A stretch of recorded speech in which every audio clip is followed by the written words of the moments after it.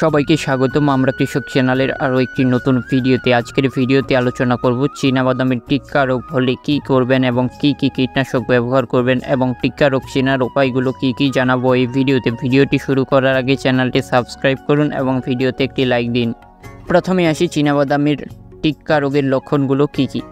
চীনাবাদামের টিক্কা রোগের বৈশিষ্ট্য হলো হালকা বাদামি দাগ, সঙ্গে দাগগুলো চারপাশে ঘিরে হলুদ রঙের বলয়ে উপস্থিত হয়। কালো রঙের দাগ দেখা যায়।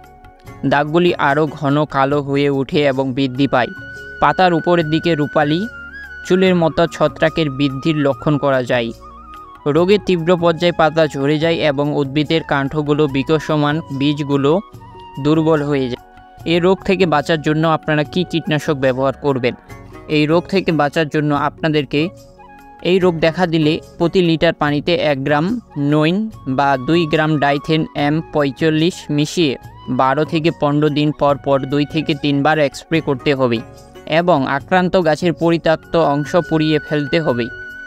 রোগ সহনশীল জাতের চাষ ব্যবহার করতে হবে। ফসল কাটার পর আগাছা পুড়িয়ে ফেলতে হবে।